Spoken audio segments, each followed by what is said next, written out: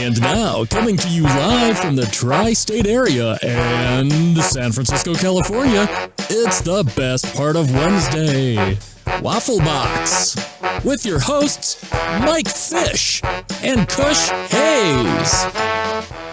Ooh, welcome to Waffle Box, the podcast where we talk about anything, everything, and nothing, all at the same time. Coming up to episode 57, we're talking about heat waves, the Grey Man, and so much more. I am Mike Fish, and I am joined, as always, by the main man from San Fran. It's Mr. Kush Hayes. Kush, how are you, my good man? What's good, Mike Fish? Kush Hayes here, brought to you by Camping World, campingworld.com. Over 185 locations. Check out the big sale that ended last night. Thank you, Camping World, for sponsoring Kush Hayes. Yes, make sure you do check out that sale that ended yesterday, because I'm sure it was good. You're gonna love it. How you been? It's been, we've skipped a couple of episodes, but it's been about 4 weeks since me and you recorded together. How have you been? Dude, I've been busy. I've been a little overwhelmed. I've been laboring hard, but laboring well, dude. Making some good money while you were away. Also worried for you while you were out. And I know you're going to get into that in a minute. But yeah, man, we've been kicking ass, dude. We've apparently been catching up on the last 2 years of work all this month. So nice. we were in the Phantom Zone 2 weeks ago. We're going to get ready to go back again tonight for one more week. But we did the yearly NHRA event in Sonoma, California. And another successful year in Sonoma. Lots of winners, lots of incredible races. One big explosion. Thankfully, no one was harmed. But yeah, that dude's window was melted. His window was melted? His window was melted. That's how much fire consumed his vehicle. That's some hot heat. Yeah. I wish I had a better name for who or I even had a name for who was there, but I was just like, oh my God, that guy's car's on fire. Ricky Bobby. Not Ricky Bobby, unfortunately. No. Help me, Tom Cruise. I'm on fire. Speaking of heat. Oprah. Nice little segue. Europe was on fire last week. Okay. Unprecedented heat wave, the hottest on record ever, which I got to experience, which was lovely.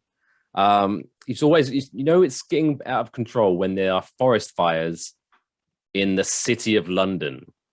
Okay, so it's literally more than just a heat wave. Like there was actual shit on fire. That's wild. Shit just set on fire because it was so hot. It was pretty intense.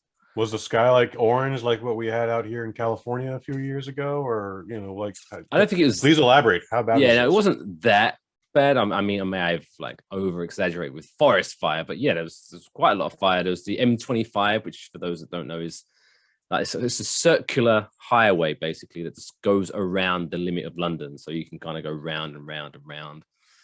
So that was kind of smoked up a lot of it. But yeah, I got to experience that. It reached 100 degrees in my neck of the woods where I was, 100 degrees Fahrenheit, which... What's that in Celsius? It was like 38, 39 degrees Celsius. It's insane how imbalanced that number is. You'd think it'd be like, yeah, it was like 70 degrees Fahrenheit or Celsius. But it was when I found it was like one of the most first world problems, because I have never, ever, ever experienced 100 degrees Fahrenheit weather with no AC. Oh. My parents' house, which I was visiting, was literally like an oven. Yeah, I believe that. We just ended up sitting outside. I bought like a kiddie paddling pool, and I was just in there all day. But it was literally like you'd go to I'm not going to go into too much detail, but what I was doing. But I went to use the bathroom, shall we say?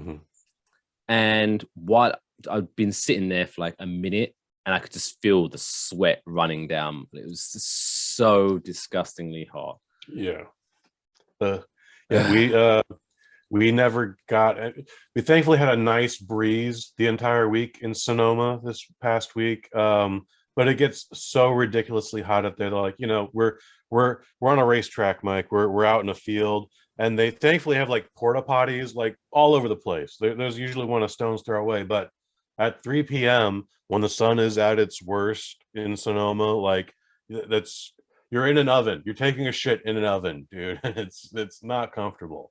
And I can imagine like insulation is a little different over there in the UK than it is in the United States. I'm guessing. Like you guys don't get 36 degrees, 100 degrees weather, regularly. No, it was literally the hottest day on record. Like there had never ever been a recorded day hotter than that in that area of the country.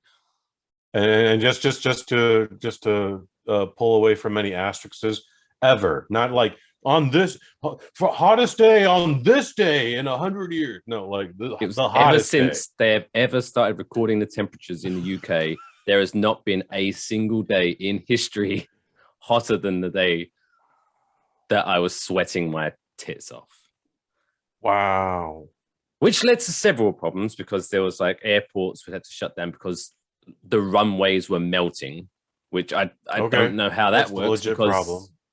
It's a problem, but what are they making the runways out of? Because obviously in like places like Arizona and things like that's quite a not regular occurrence, but that happens, but their runways don't melt.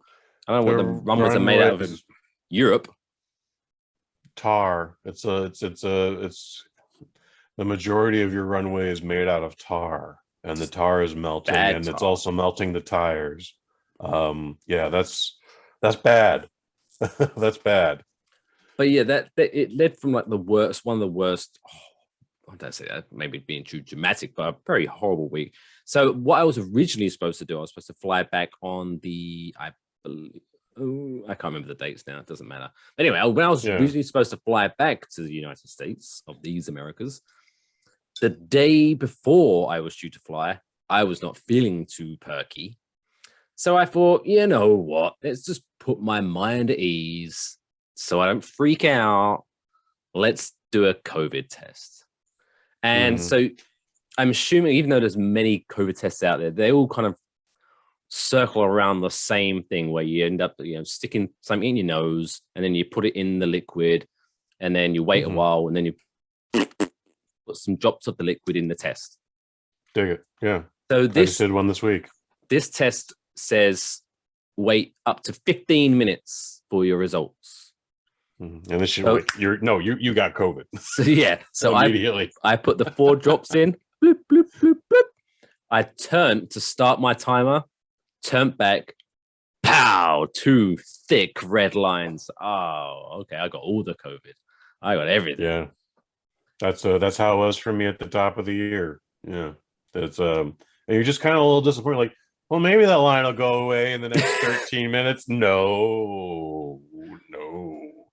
That line will stay there. So then I had to extend my stay because even though before anyone tweets in or emails in, the obligations now have changed where I don't have to prove that I don't have COVID to get back into Iraq. So technically I could have jumped on my plane full of COVID, but I was just not in a physical. Like, I hate going to the airport, checking in, security, waiting at the airport, getting on the plane.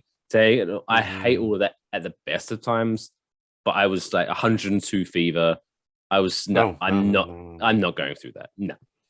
So I went to check. Okay, I need to push back my flight, and I guess because obviously it's last minute and it's the height of summer, so prices are expensive. So I would have to pay the difference of my flight. To go back a week later, that's cool. It was, I don't know, but the difference a week later was $1,200. Yeah, still inconvenient. So I ended up like just pushing it back, see how far, and I eventually got like 10 days later, it was like $900. Whatever, that'll do. So I waited back in England for 10 days, melted in the sun, which was lovely. And then, this is where the airport situation comes in. So just put yourself in that mindset. Kush Hayes, and lovely listeners or watchers or viewers. So I've just gone through all of that. I've just got over COVID. I felt like shit for like 3 days. Right. And so those who have had COVID and you try to undersell it, where they say, "Oh, it's not so bad anymore. You just feel a little rough for a couple of days." But I know everyone's different, but I felt like shit for 2 days, and then I started to come back alive again. But anyway, so after all that, I finally going home to America. Yay! So I get to the airport. They won't allow me to check my bags until exactly 3 hours before my flight. Oh, weird. So I'm like, okay, fine. So I just hang around.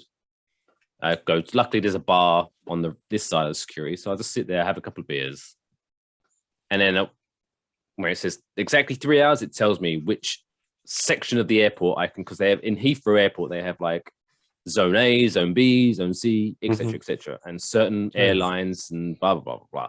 So it said, okay, go to Zone this for the flight to Newark. So I go there, get in the line. It took me an hour and a half just to say, here are my bags.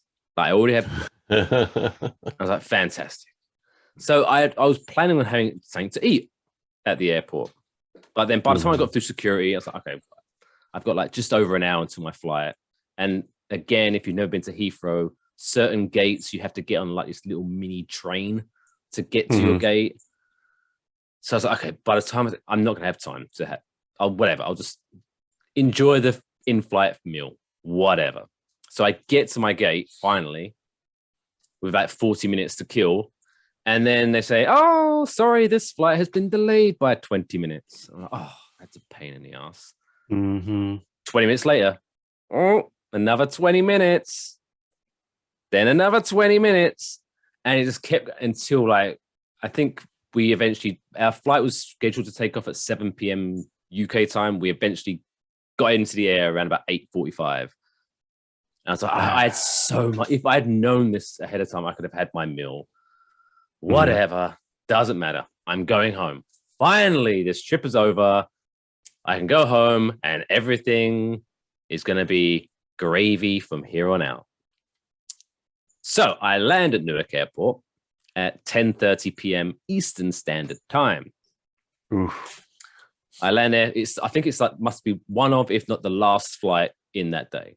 So when I get to TSA, it's literally just our plane's worth getting into that. So it's empty. Perfect. Okay, awesome. So I get straight through there, and I get to the luggage carousel. It says flight from London Heathrow, carousel 6. Perfect. I'll go to carousel 6. And I see the sign above there, London Heathrow, flight, yada, yada, yada. Bags expected in 5 minutes. Cool. I can do that. So I'm sitting there. And after about 20 minutes, the conveyor belt isn't even moving. It's still not. This is strange. So eventually, bing bong. Attention all passengers who have flown in from London Heathrow. Due to, I can't remember the exact, they did it in a certain phrase, but basically, due to staff shortages, we hope to see your bags at the carousel within the next 60 minutes. You're fucking kidding me. Long story short, because I don't want to drag this out any further, but I landed at 10:30 p.m. Eastern. I eventually get my luggage at 12:30 p.m. a.m. Eastern, 2 hours after I had landed. Oh my God. But luckily, the only saving grace is I live relatively close to the airport. So I was home just before 1:30 a.m. But it was like, I was so miserable. But happy to be home. But Jesus Christ, it was that's basically why we haven't done an episode in a while. But it was just a shit show of a time. It was great to see my friends and family. Don't get me wrong, but oh my God, I'm so glad that's over with. So everyone, I was going to say, start off with this is why I never check bags. I always carry on, and if it don't fit in the bag, that don't fit in those parameters, it don't come with me. I'm sorry. You know, like if I need to, I'll buy underwear there. You know, and then we'll just leave it there. It's not going to be, underwear is $10. It's going to be fine. But that's one of the reasons why I never check my bag in. But two, like everyone always has to talk about it. Everyone always has to be the detective. Where do you think you got your COVID? See, there could have been many places, to be fair. So To be fair, the main culprit, you know, Mike. Well, the main culprit is probably we went to Hyde Park to see Adele, and there was 65,000 people there. You definitely. So if I had to Adele guess, concert. It was probably there. But it'd be weird if you didn't get it at the Adele concert. Now. But it was really strange because I went there. It was me, my wife, her best friend, and her husband, who is my best friend. Oh, long story. They met through us, and anyway. So I tested positive on Saturday night. Then on Monday, my best friend, my male friend, he tested positive. Then on Tuesday, my mother tested positive. Oh no. Then on Wednesday, my friend's wife tested positive. And then right at the end of the trip, my dad tested positive. Oh, so no. Everyone got it except for my wife. Somehow, some voodoo shit got going on there. But it was really, out of all the people that tested positive, so my friend who's late 30s, his wife's mid 30s, my mum's mid to late 60s, and my dad's around that same age. Out of all of those, it was my dad who was asymptomatic. He got it. He only tested just because everyone else got it. I might as well just test it. Fuck it. And he was tested positive, but he felt fine.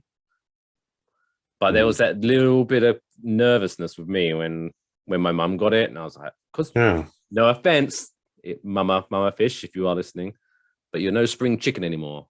So there was a little bit of creeping in. I was like, fuck, if I kill my mum, this would be the worst trip ever. That's been the last 2 years of my life, man. Just like if I brought COVID to the house, and I did, but if I got my mom sick, never forgive myself. Thankfully it's not happening. But now we're all good. We're healthy. We're wonderful. We're loving life again. How was the Adele concert? It's very good. Are you familiar of? I'd say, because I don't know if she became big over here or came over here, but it's a singer from the mid 90s called Gabrielle. She wore an eye patch.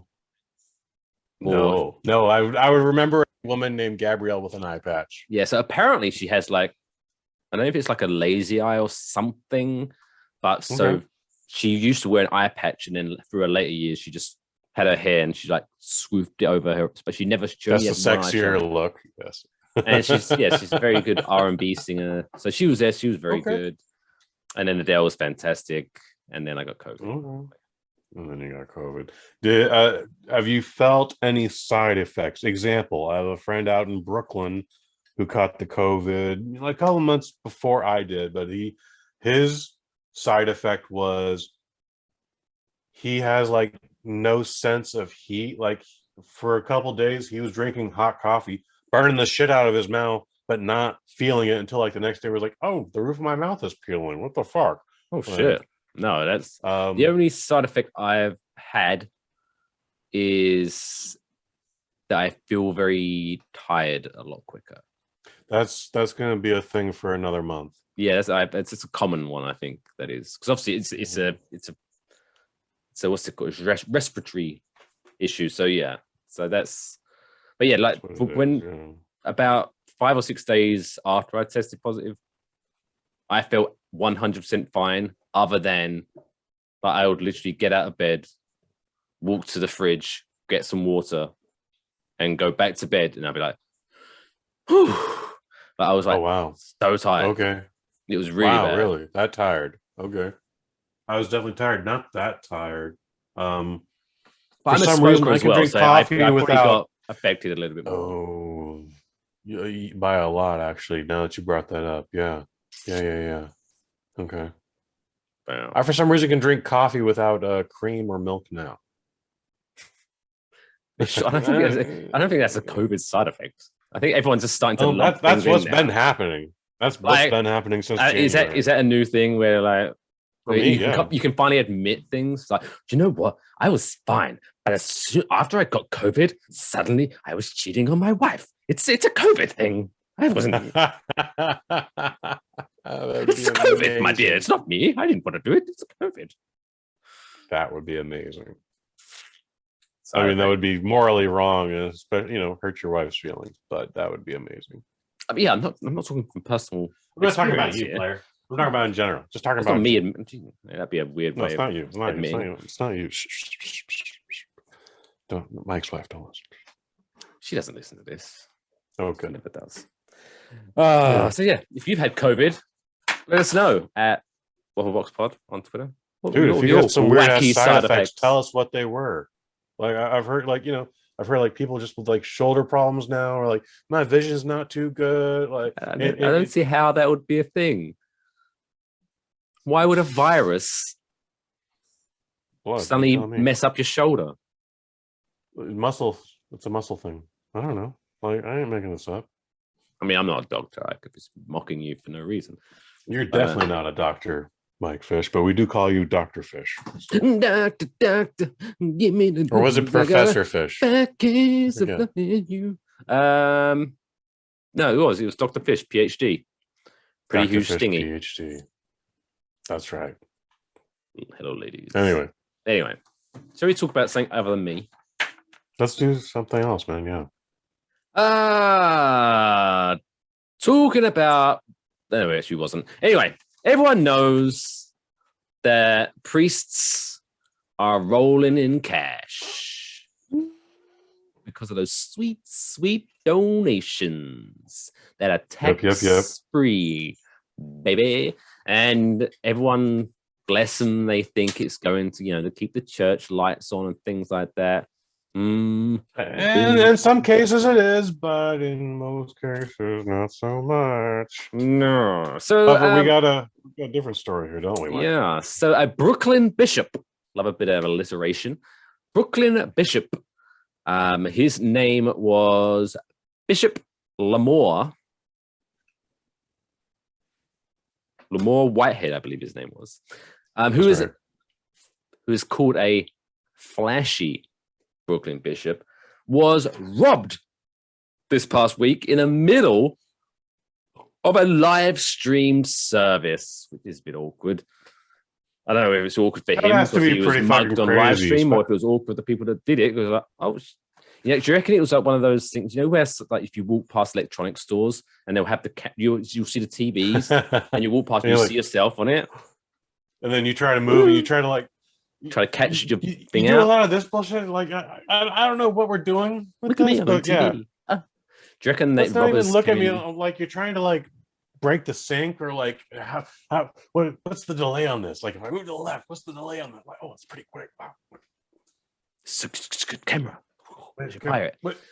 I got trying to look at myself on TV, trying to make eye contact.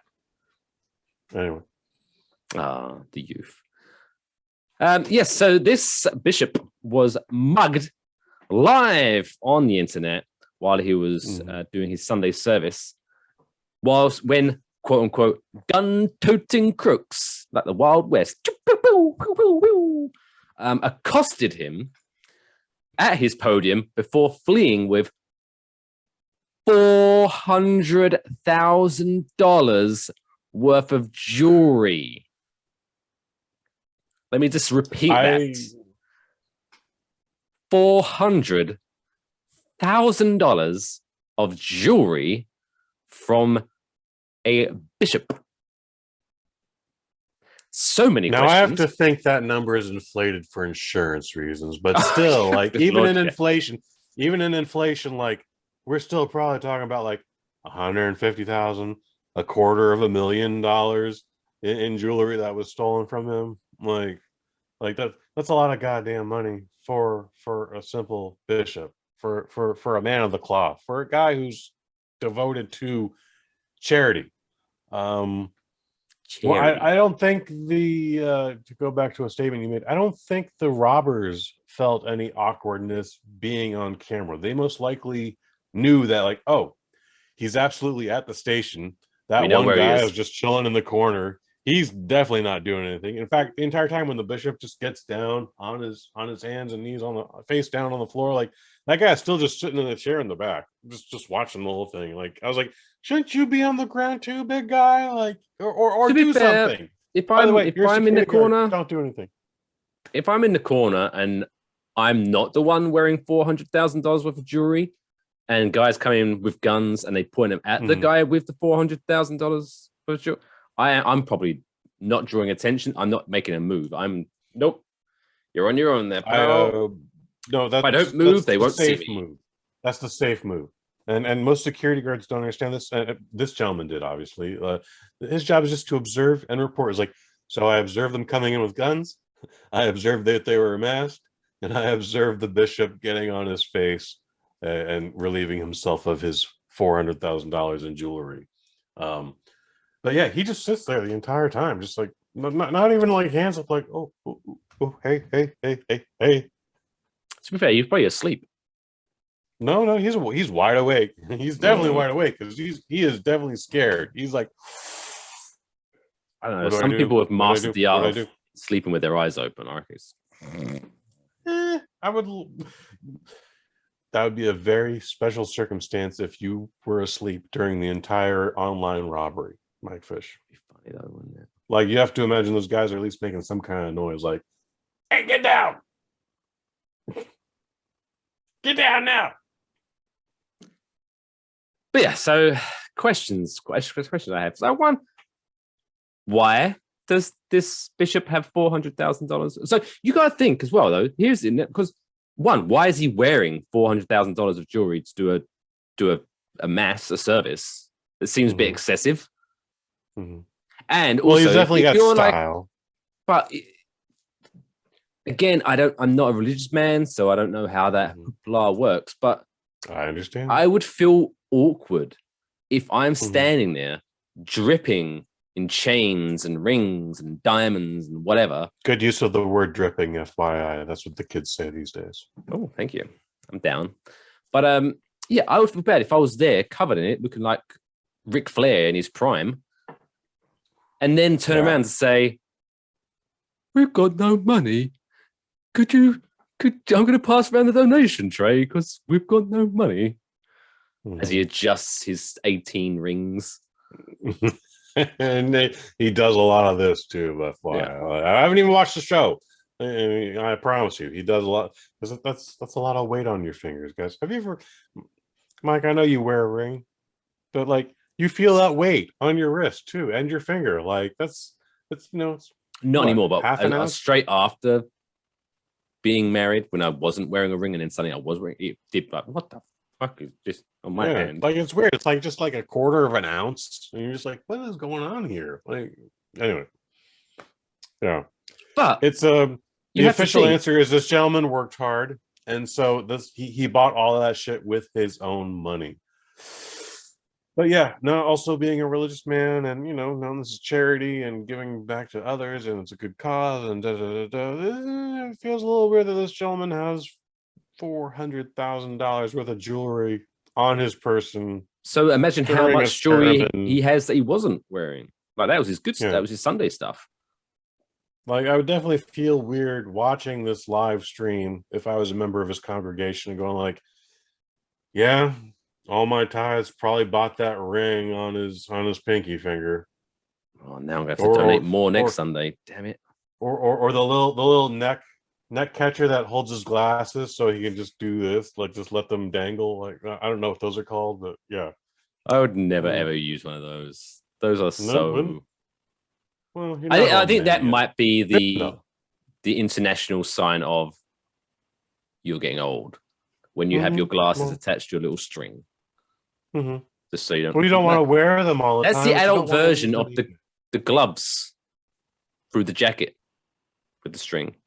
Kids have.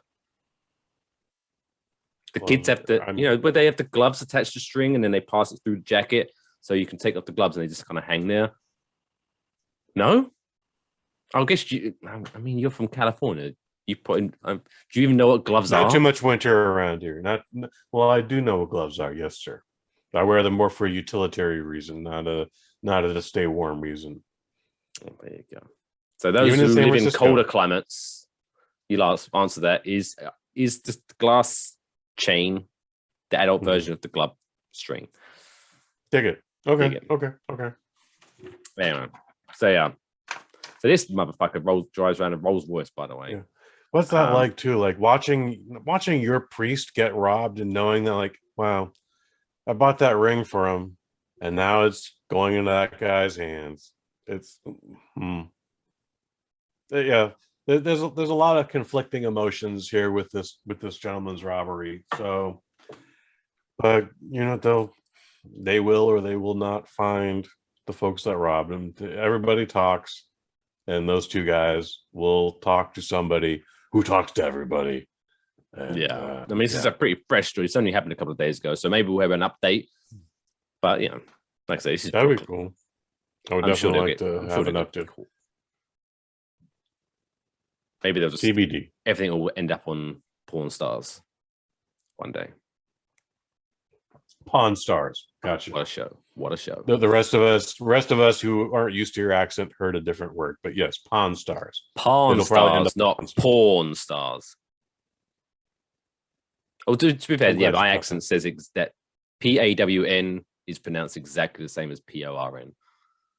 Porn. Oh no, I guess it's different, but it's subtle differences.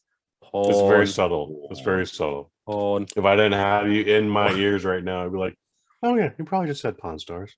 Maybe I have to do my like for those watching it. We have to like porn. You have to do the wide porn. Anyway, this is great content. Anyway, let's move on. This is why the folks tune into Wafflebox. This is what they've been missing for the last 30 days. Yeah, I'm glad we are back, but we have been away for several weeks now, so several weeks to catch up on, and we need to know the question that everyone, or the answer to the question everyone's been asking. Is Thor: Love and Thunder good? It's all right. Oh, or did you have a different question?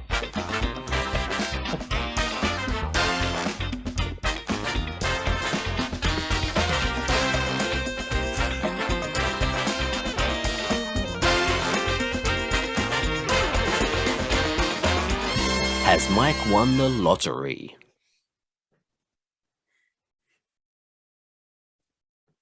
No. God damn it! That was Has Mike won the lottery? Not a bitch.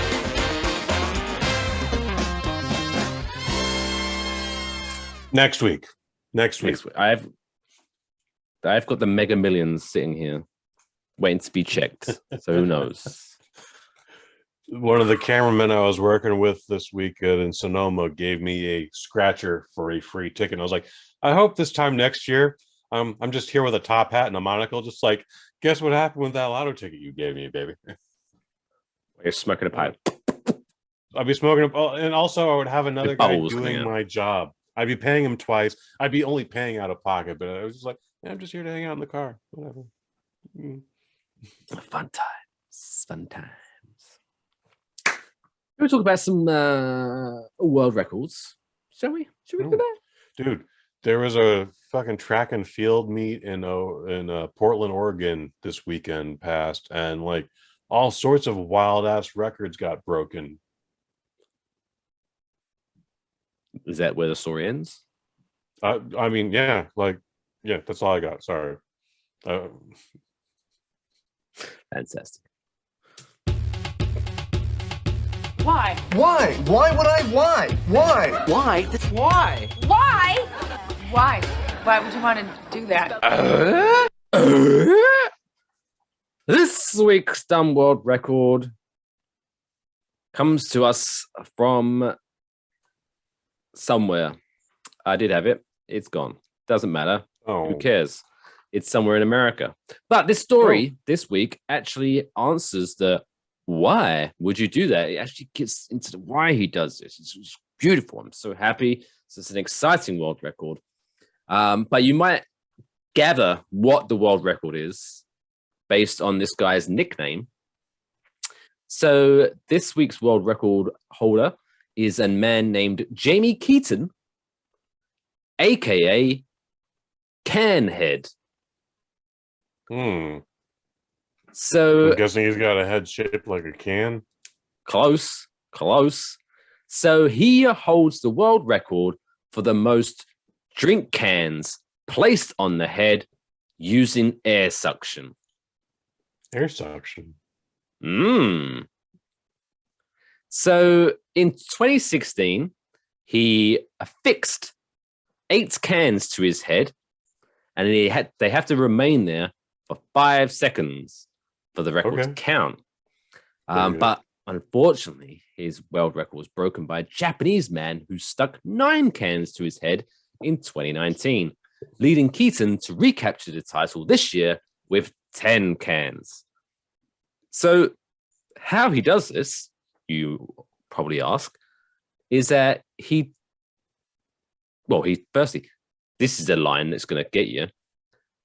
He turned his ability to stick objects to his head into a, and I quote, lucrative career. So Jamie is quoted as saying, what have I done with my life? Jesus.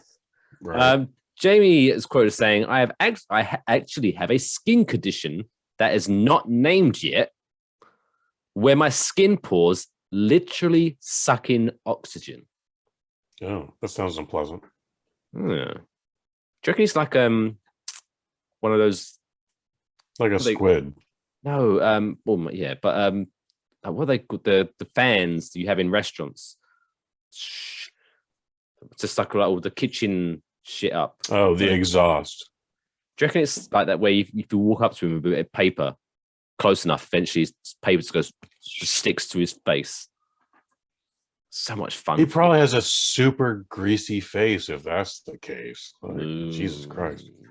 I mean, what's this man's diet? It's just all like Dr. Pepper and Twinkies and fried chicken, which is it is a great meal once in like 45 days. That's like, what'd you have last night? I had some fried chicken with some Twinkies and some Dr. Pepper.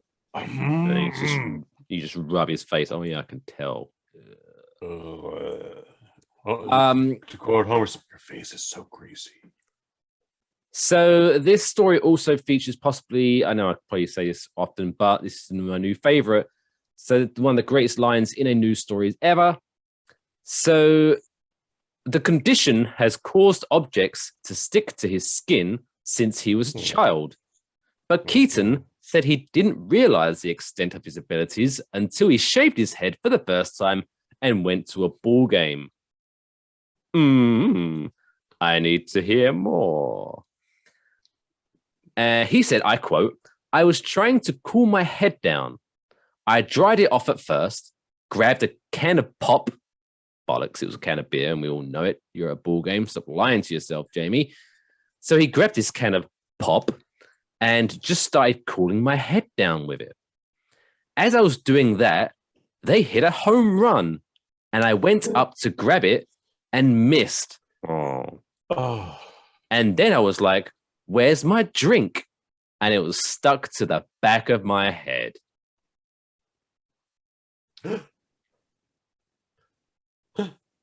Wow, that's one. Only 10 more to go, and you're a world record holder, Kush.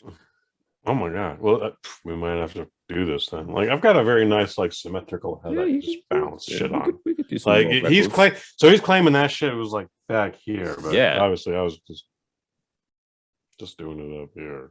Yeah. But you probably want more information on this lucrative career. I do.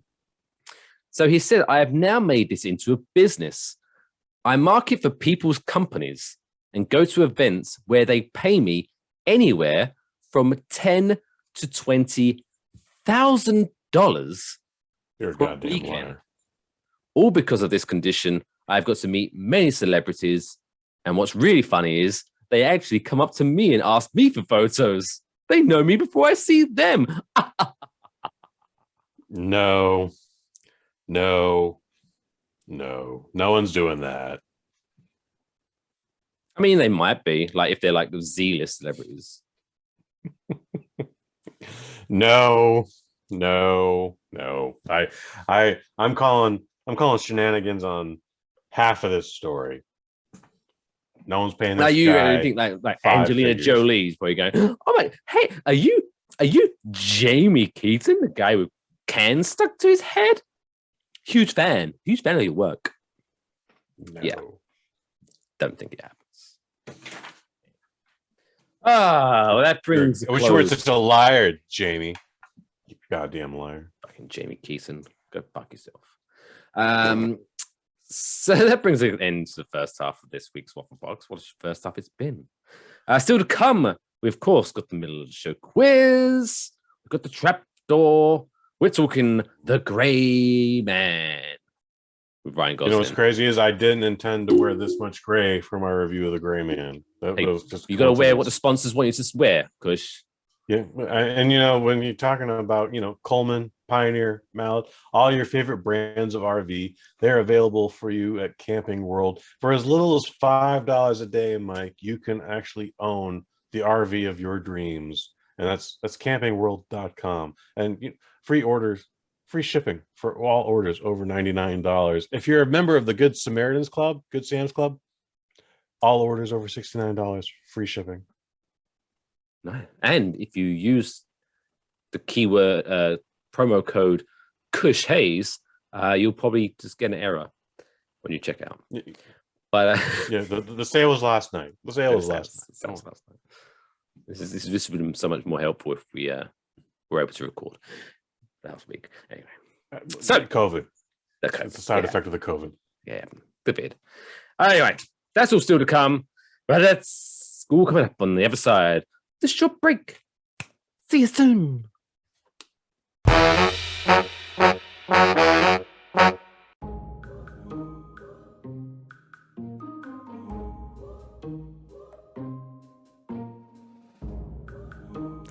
Hey, you. Yes, you. Was you thinking of having that beer? But my friend, it's only 10 a.m.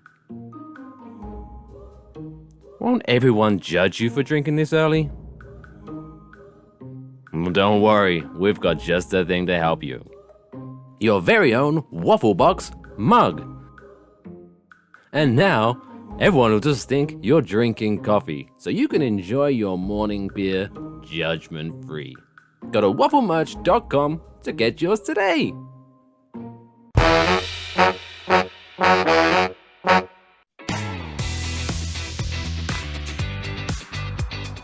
Hey, how you doing? Nice to see you. Welcome back to Waffle Box, episode 57. As I still to come, we're talking about Ryan Gosling, such a hunk, such a sexy hunk, and his new Netflix movie, The Gray Man. But now it's time to actually test the guest guy, this joker over here, his knowledge of Ryan Gosling. Ooh. For this week's middle of the show quiz.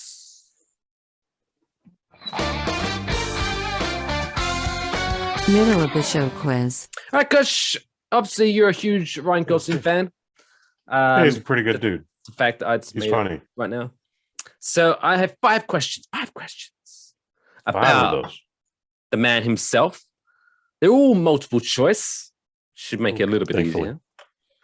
And if you haven't listened or watched an episode of Waffle Box before, first, why? Whatever brought you to episode 57? But anyway, if Kush gets the correct answer, you hear this. And if he gets it wrong, you hear this. Best of 5. If he gets 3, he wins. If he gets less than that, the house always wins. You ready for your first question, Mr. Hayes? I'm ready. Let's go. Okay, so as you probably know, Ryan Gosling's in a band. He is vocalist of the band Dead Man Bones, but he goes by an alias. What is this man's alias? Is it A, baby bird? Is it B, baby goose? C, baby blue? Or D, baby blonde? Maybe So Gosling is a bird, so I hope it's baby bird. Oh, use it along the right. It was actually baby goose. It's the correct answer. So a goose is a bird, I guess. But goose is a bird or a mallard, or it's a thing with wings. Yeah. A beak. Yeah. Oh, that's shitty attitude. Yeah. I had no idea it was in a band though. That's exciting. I bet it's good. One album out. I believe it's self-entitled. More than I got. Dead Man Bones. I actually have a couple songs produced, but yeah, no album. All right, question number 2. As I almost dropped my drink. As we all know, Ryan Gosling is a proud member of the Canadian country. Good Canadian boy. Good Canadian boy. But which Canadian province was Mr. Gosling born in? Oh, good A, question. Quebec. B, Alberta. C, Ontario. Or D, Nova Scotia? A, B, C, or D? I'm gonna say C. Just a random lucky guess. Ontario? I believe so. Indeed. He was born in London, Ontario. What a man. What a I guy. don't know much about Canada, but he doesn't seem like a Novi. That's a derogatory term And for someone Quebec. from Nova Scotia. Quebec or whatever they have a little He's French not accent. French by any Oh, means. yeah. Yeah. Great call. So I got, again, that was just a lucky guess. Mr. Gosling also, other than being a Canadian and a musician, is also an actor. Don't you know? That confirmed. That is confirmed. So our third question is, how many Academy Awards has Mr. Gosling been nominated for? Okay. Is it A1, B2, C3, or D4? 1, 2, 3, or 4, Mr. Hayes. How many Academy Awards has Mr. Gosling been nominated for? I think at least 2. I'm going to just say 2. Correct Hey! answer. Do you know one of them was like La La Land, right? They were both, actor, lead actor, La La Land, and I think Yep. The Notebook. Like but I could be Mulholland Drive or wrong. something stupid. I don't know. Maybe it was, I don't know. But definitely La La Land was definitely one of them. Okay. Before he became an actor, Still haven't seen La La Land. a musician, Before he was an actor. and a Canadian, he was part of the before he was Mickey Mouse. He was part of the Mickey Mouse Club. So, which Mickey Mouse Oh wow. Club co-star did Ryan Gosling say that he still keeps in contact with and is very supportive of him? Is it A, yeah. Britney Spears, B, Mhm. Christina Aguilera, C, Justin Timberlake, or D, JC Chazez, the other guy from NSYNC that I can't pronounce his last name.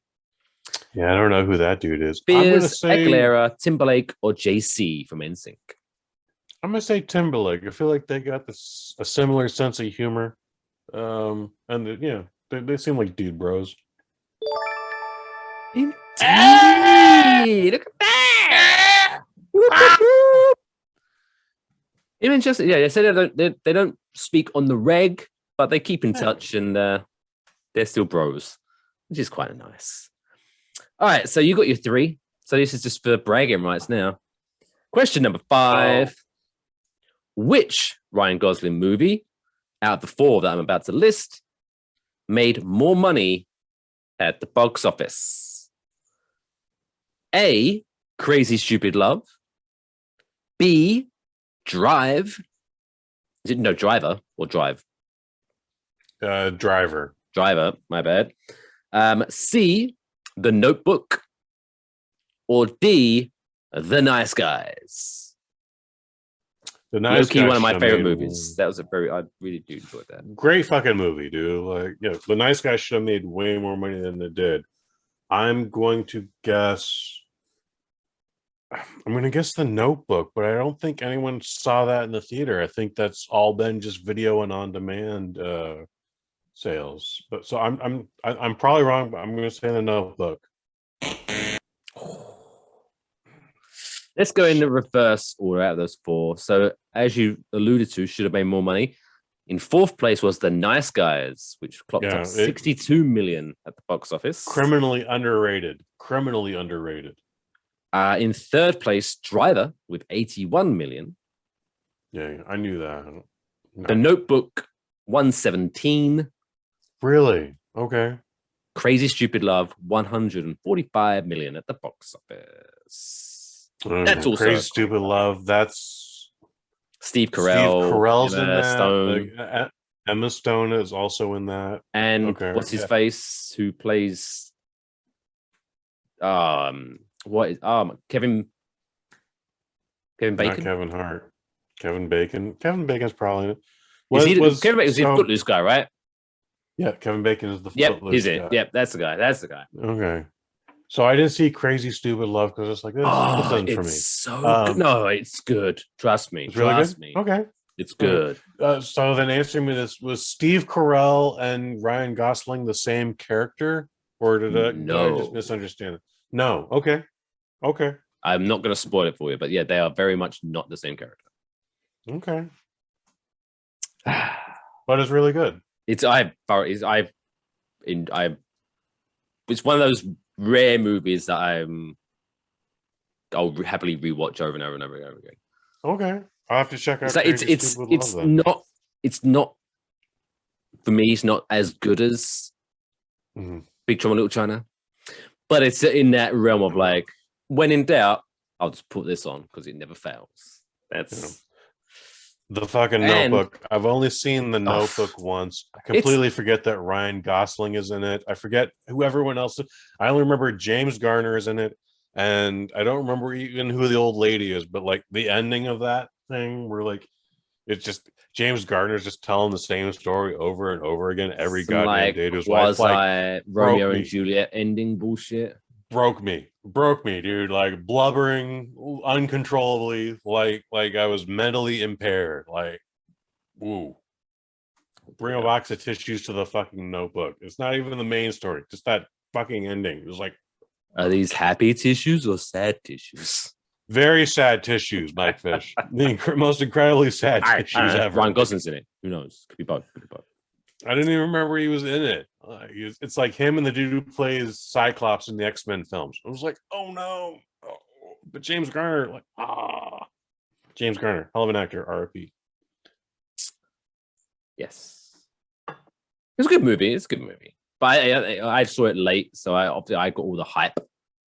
So I guess I was it was good, but it wasn't as good as everyone's creaming themselves about. I ended up seeing on the infamous cruise I've told you about on this show, Mike Fish, and I was like, like not my sexiest moment, but don't talk to yourself like that. I'm sure you was very sexy on that trip. Not in that moment. Anyway, speaking of bad moments, let's delete some shit from history. Ooh. Hell yeah, dude. It's now time for this week's segment where we would remove things from the timeline.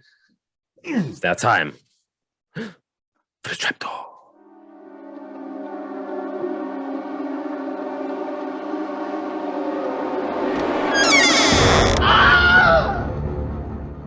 So again, if it's your first time tuning into Waffle Box, what we do here, we have a category, then I list 4 things. Welcome along to the show. Take a seat, take a load off, put your feet up, feel home. Bienvenue. One topic, and then I give 4 things, and then we delete one because it's the worst, basically. So, first one is going to be a warm up. So, first one is situations where you have to wait. We're going to delete one. So, just for clarification, because each of these obviously depends on how long. So, these are situations in which you have to wait. So, I'm going to put a time frame on there. So, each of these are a 2-hour wait time. So, imagine you're in this situation for 2 hours which one is worse? Which one would you never want to ever experience again? Okay. My anxiety is already boiling. So, 2 hours stuck in an elevator. Oh, fuck. 2 hours stuck in traffic. And when what I'm talking about traffic, I'm not even talking about crawling. I'm talking like, what the fuck? I haven't moved in 2 hours. I could get out of the car. I could take a piss, come back. Nothing has changed. That kind of stuck. 2 hours in the line for airport security. Or 2 hours in line at the DMV. So we're stuck in an elevator, stuck in traffic, airport security line, or the DMV. Those 4, 2 hours each. I think I know which Based one I'm only leaning on, but anxiety. what are you going for? Yeah, when you go to the airport, when you go to the DMV, you expect to be there a long time. And to be fair to the California DMV, at a couple of our branches that were synonymously known for just long waits, like they figured shit out. They've got a whole, like, pull a ticket, like you just want to get renewed, you get a letter, and you go to that window. You want this thing, you go to that window. Like, it's they figured a lot of shit out at the DMV. You just need to know when to go to the airport. All right, like they say 3 hours for an international flight. Maybe not always, but you're probably not going to be there 2 hours unless something incredibly Well, in this situation, you are is happening. You are in this situation for 2 hours. I haven't been there. Thank God. Thank God. What was the one? What was number 2? Just stuck in traffic for 2 hours. Just stuck in traffic. I hope everyone's okay. Something is devastatingly wrong, and it's. I'm glad that we are not in a position where we're running backwards and abandoning our cars. So the worst situation that I am. There's no zombie apocalypse or alien invasion. It's being stuck in an elevator, being stuck in a cramped position with even one person is too much for me. I get claustrophobic very easily, and being stuck in an elevator for 2 hours, like, if I couldn't burrow, if I didn't have my fucking utility tool on me and I couldn't open that goddamn hatch above us, if I couldn't pry those doors open, we're having a bad day at the office, son, because we're stuck in an elevator for 2 hours. I don't have a fear of falling because I've heard all the safety elements of an elevator. They got brakes, and their brakes have brakes. Like, some serious 9/11 shit has to happen for that elevator to just drop. All right, so here's where I'm gonna try to get you around to my side of thinking. Break it down. What you got? So I think you're not in the elevator, I guess. Elevator was definitely a close second, but I am personally gonna say airport security. Here is why. Okay. Break it down. Because I think both scenarios, definitely, because I think the stuck in traffic and the DMV are both just annoying, frustrating, that kind of thing. Whereas I think the elevator and the airport security line, those both have a element of anxiety attached to them. Yeah, no, I agree. I think airport security would be a close second for me. So here is why because both of them very much anxiety, because I'm stuck in claustrophobic, I'm stuck in this fucking thing, and worst case scenario, I'm stuck with maybe someone who's really annoying, someone who stinks, whatever it might be. But it's kind of like I'm in this situation. It is what it is. But I think the airport security has that heightened thing of because I need to get to the other side, I might miss my flight. You might miss your flight. Whereas the elevator, like, I mean, I guess if the elevator's in the airport, I don't know. But that's why I think the airport security line is worse, because you have that shittiness of I'm in the situation. Also, I'm now potentially missing my flight. Oh my God, I'm gonna have to rebook my flight. I have to go through it again. That's why it wins for me. Have I won your round? You have won this round because airport security is a white privilege thing for me. Like, we're going to be there for 2 hours, but once we get to the point, I'm just going to walk right through. Like, I'm not carrying any contraband. There's nothing on me. At worst, I got steel toes on, but those have gone through the x-ray. So I'm just in my bare feet when I go through that bullshit where I have to go put my hands up and whoosh. All right. I get through the thing. I was engaged to a woman every time we went through the airport because of the color of her skin, because of her passport, pulled to the side every time. And it was just like, oh shit, what are they going to just fuck with her to fuck with her or what here? And yeah, by the way, these aren't like military trained folks. These aren't folks that are like on an executive level or an enhanced level. Like, these are high school dropouts that couldn't get employed anywhere else but the goddamn airport. And TSA has given them a federal fucking pass to just pull anyone to the side, and they usually do pull anyone to the side. So yes, Mike Fish, we got to get that 2 hour wait through to TSA. Goodbye. Also, before we move on, just like to say to TSA agents everywhere, if you are watching or listening, that was Kush Hayes who just said that about you. Mike Fish loves you, and when you see him at the airport, you should just let him by because he appreciates you. Thank you for your service. Anyway, so TSA, stop being racist to let my fiance through the fucking airport. Yeah. Anyway, so as I just like nervously scooch off there. All right, no, Mike, you should be on me with 100% on this, man. I know. I should. I've seen your Facebook profile. All right, you should be with me 1,000% on this. Stop being racist, TSA. Not everyone needs to be profiled. Yeah. Fight the power. We're already an hour into this. Gee, what an episode. This is like, dude, we've been gone for a month. I know. Yeah, we're making up for lost time. Stop complaining and keep listening. Second one. Hugs and kisses, babies. This is where the Gosling's back, B. So I'm going to name 4 movie love interests of Ryan Gosling. And are they all Emma Stone? You're going to have to get rid of one of them. Okay. So, from The Notebook, Rachel McAdams. Okay. From Crazy Stupid Love and from La La Land, Emma Stone. From the upcoming spectacular that's obviously going to win hundreds of awards, Barbie, we have Margot Robbie. Or from Driver, we have Carey Mulligan. So Rachel McAdams, Emma Stone, Margot Robbie, or Carey Mulligan. Which of these love interests do you want to get rid of, Kush Hayes? I'm going to allow you to have this one since you allowed me to have the first one. This is all you, man. The floor is yours. Put your head between your knees, Carey Mulligan, because you're getting dropped. Yeah. I don't even have anything clever to say. Damn, that was quick. Savage. Yeah. Like, I like the Rachel McAdams. She might not even be the strongest of that. But yeah, we ain't getting rid of Margot Robbie and we ain't getting rid of Emma Stone. So. Damn. Savage. Well, that was fun.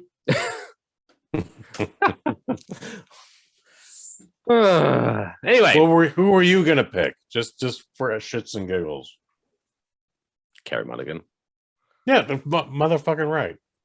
To be fair, I had already committed to that category, and I could only think of 3 really good ones, and so Carey Mulligan was just made up the numbers, so it was pretty obvious that she was going to go.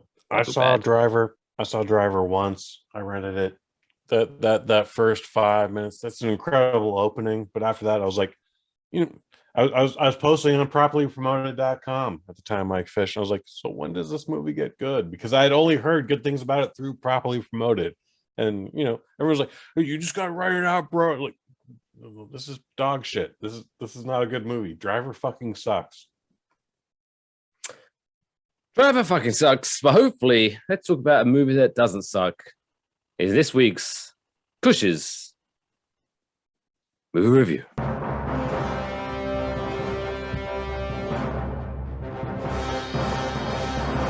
Kush's movie review. Kush! Hey, he's back with another movie review. This week it's Ryan Gosling's baby. latest movie, The Gray Man. Tell him all about it, Kush. Gray Man. It's about. I'm surprised it's not based on a comic book. It's directed by Joe and Anthony Russo. These are the folks that brought us Avengers: Infinity War, Avengers: Endgame, Captain America: Civil War, Captain America: The Winter Soldier. They brought us all the best Marvel movies that we've had. They've even done a couple of Netflix films, Extraction with Chris Hemsworth. Fantastic action, not a great movie. And I think we get the same thing with this one. 2 hours, 9 minutes. We're talking about Chris Evans. We're talking about Ryan Gosling, who's been a thing. Anna de Armas, she's in it. And you know, Billy Bob Thornton. This is a great cast. Is he still alive? Who? Billy Bob Thornton. Billy Bob Thornton is still alive. Good for him. Yes, sir. He's the guy in the movie. You did watch this, right? No. No, okay. I was meant to, and then life happened. Okay, no, hey, that's fair. That's fair. I thought you specifically picked this for us. I did specifically pick this so I could watch it as well, and then I just didn't. I apologize. That's okay. Not a problem. Not a problem. Billy Bob Thornton is in this. He plays, he's kind of a Nick Fury type character. This is based on a book by a name that is not in front of me. That's okay. I'm surprised it's not based on a comic book. But basically, Ryan Gosling was a felon. He is in jail. A gentleman who is Billy Bob Thornton visits him one day and says, like, hey, you've got this murder record. You've got this murder rap. But in 30 minutes, I can walk you right out of this prison, but you got to be a slave to the CIA. You got to murder everybody we don't like, and you don't get a say in it. And as long as you do this, you will never go to jail ever again, but you can never do anything but this. And he agrees. And we don't get that till about 30 minutes into the film. Like, it's basically, there's a mission. It goes super wrong. Ryan Gosling's got to figure it out. And Armadeus is there. And you know what? So as most of my reviews go, it's a little long, but it's entertaining. I would even put it up there as better than anything in the Bourne series. I would say the Bourne trilogy, but there's 4 of them. Like quadrilogy.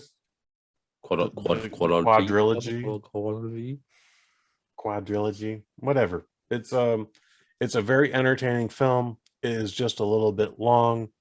There are things that we could probably do without, but then like, oh, okay, that has a point. So maybe I would have put that scene with little girl at the beginning of the film and not halfway into the film to explain like, oh, this is why shit's so important in this film. Not so much. Again, the Russo brothers directed this. They brought you all the best Marvel films: Civil War, First Avenger, not the First Avenger, Winter Soldier, Infinity War, and Endgame, all that good shit. And then you got a lot of good action in this. You got a lot of great use of light and color. And, Chris Evans, he's a good bad guy. I hope we see him as a bad guy more often even. But as I keep saying, is shave 20 minutes off of this. This would be a much better film. It would be a much tighter film. There's a character who annoys me to no end. She was the woman in Iron Fist. Everything about Colleen Iron Fist Wong, was annoying. I might be. There's okay stuff in Iron Fist, but yes, it is still the weakest of the Netflix Marvel series by a lot. By a lot.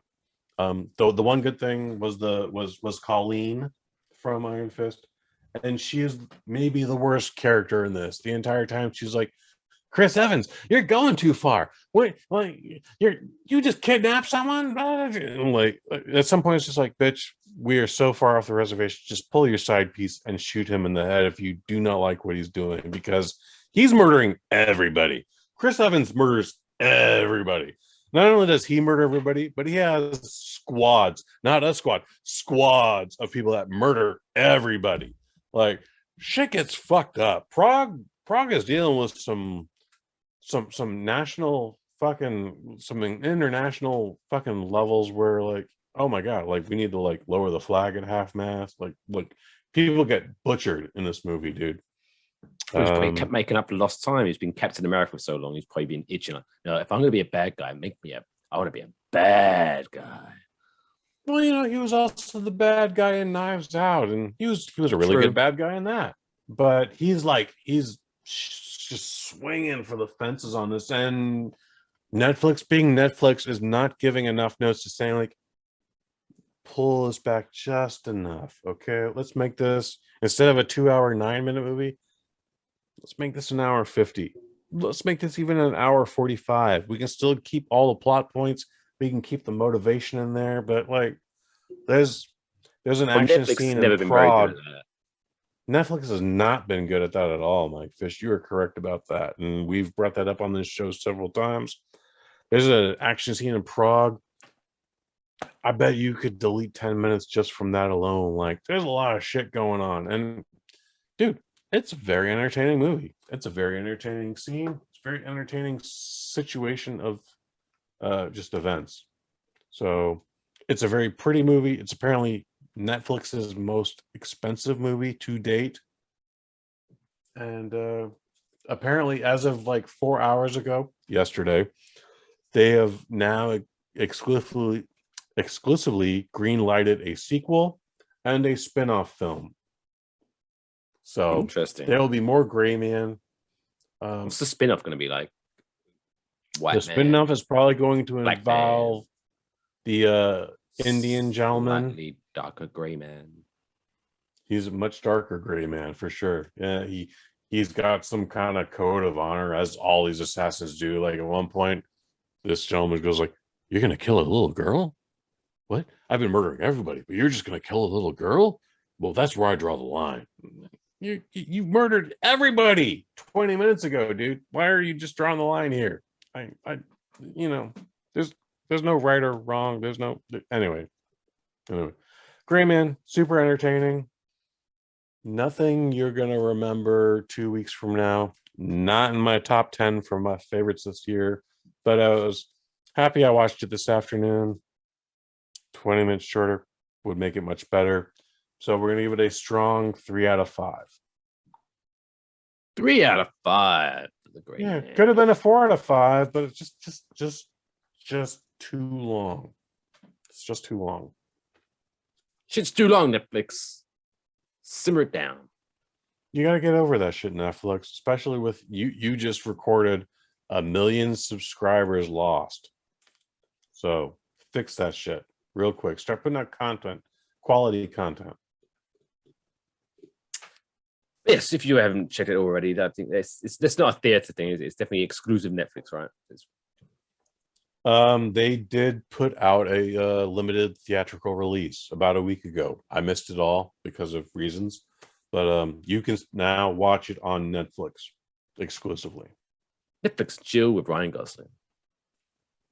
There you go. Your girlfriend will love it. Wonderful. And why wouldn't they? Ryan Gosling's a hunk. Such a hunk. Right. Before we wrap up the show with our feel good segment, let's just get in some cheap plugs. Obviously, don't forget to follow us at Wafflebox Pod POD on Twitter, Instagram, and Facebook. I am at Mr. Mike Fish. He is Kush_Hayes. But this guy not only does Wafflebox, but he has other podcast projects. So over the next several days, what have the good people of the Syrup Squad got to look forward to coming up on the Microdose Network? Well, on the Microdose this Friday, we're going to talk to Bosnet Greg family. Orsi. Sorry, the Microdose is a part of the Bosnet family. That's my bad. Sorry, carry on. That's all right. That's all right. On the Microdose, on the Bosnet family, you're going to hear an episode number 128, where we talk to Greg Orsi. He is the villain in the newest Len Kapuzinski Killer Wolf films, Pact of Vengeance. We have a really good conversation. It's actually his very first podcast, so you guys should check that out. He's a lot of fun to talk to, and you're going to see a lot more from him in the future. Otherwise, Sweet Science Cinema Squared Circle Cinema Edition, where we talk, me and Pro Wrestling Hall of Famer Jameel Hemphill, we have already talked about Sylvester Stallone's not very well known pro wrestling film called Paradise Alley from 1978. And that is already up on the Bosnet.family. Beautiful stuff. Also, if you want to listen to even more of me and Kush talking, you of course go to get your extra waffle servings. Go to extrawaffle.com where you get bonus material from the Waffle Box Syrup Squad family. This coming week, our bonus episode is on the continual fall of one Vince McMahon, who this week, quote unquote, retired from his job at World Wrestling Entertainment. I'm going to go dive into that and kind of talk a little bit more about that on this week's Extra Waffle. Go to extrawaffle.com, become a member for as little as $1. Support the show. We appreciate you. And you get some extra bonus content for your troubles. And remember, for as little as $5 a day, you can purchase the RV of your dreams. We're talking Coleman, Pioneer, Mallard, all from Camping World. Over 185 locations, exclusive to you, and they are sponsors of Kush Hayes right here. That's Camping World. And if you can't get to them, campingworld.com. Orders over $99, free shipping. If you're a member of Good Sam's Club, orders over $69, free shipping. But Giggity. you know, hey man, for all your adventures, go check out Camping World.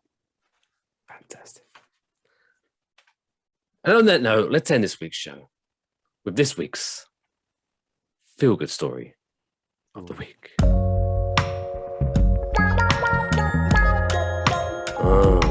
It's the coolest fucking story I've ever heard in my entire life. That's insane. Can I hear it again? Orders over $69, baby. Get your free slip.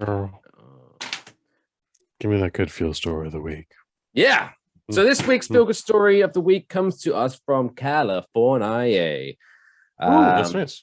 So we don't know if you've heard of this, but there's a place called Bruce's Beach in California, okay, in Los Angeles, which was purchased in 1912 to create a beach resort for Black people at a time of racial segregation in Southern California. Located in the desirable city of Manhattan Beach, it was forcibly taken by the local council in 1924, but on Tuesday, Los Angeles officials voted to return the land to the family. Yay! Which family? Willa and Charles Bruce. Bruce's Beach is the Bruce family, who originally owned them. They bought 2 lots of land for $1,225 in 1912. The beach is now worth estimated $20 million. Willa told a reporter at the time that wherever he had tried to buy land for a beach resort, we have been refused, but I own this land and I'm going to keep it. But as you can imagine, back in those days, people fucked with him. Local police department would put up signs limiting parking to 10 minutes, which is not ideal for a beach. Not at all.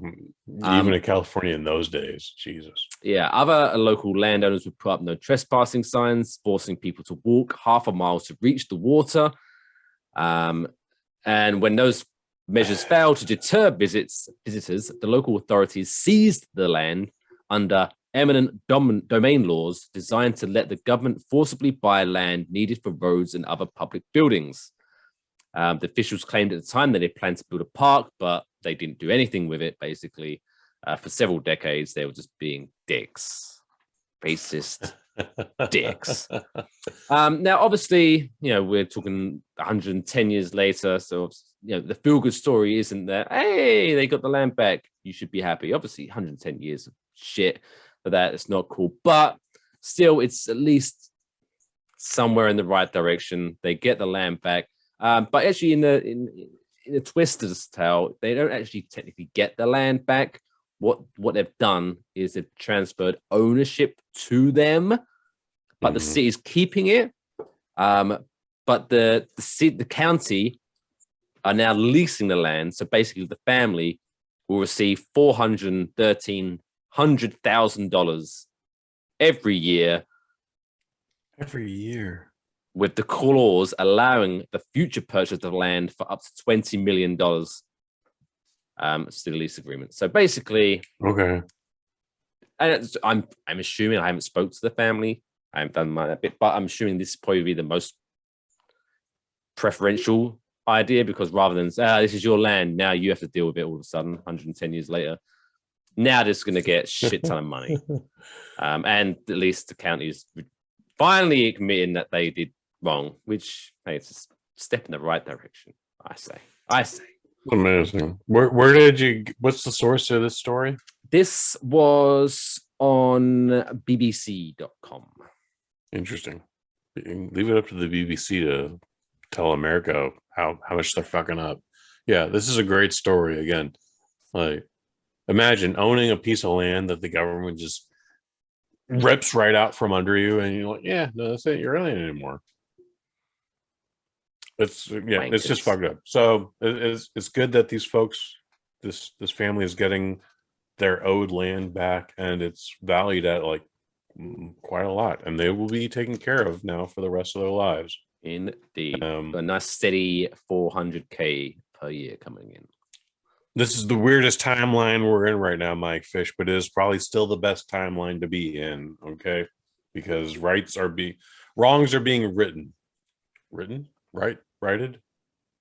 Anyway, you know what I'm saying. Yeah, I know what you're talking about. So yeah, good. Shout out to the very Bruce good family. Feel good story. Congratulations. Long overdue. I had no idea this was a thing. And that wraps it all up for this week. Thank you very much for joining us on this week's episode 57 of the Waffle Box. As I said, don't forget to head over to enjoywafflebox.com to follow all the links. If you are listening to it, why not go over to YouTube and watch the video version? If you're watching the YouTube version, hey, why not go over to listen, put it in your ears as well? Available on Spotify, Apple Podcasts, Google Podcasts, all that good stuff. Go to enjoywafflebox.com for all those good links. And of course, extrawaffle.com to get that bonus, sweet bonus content.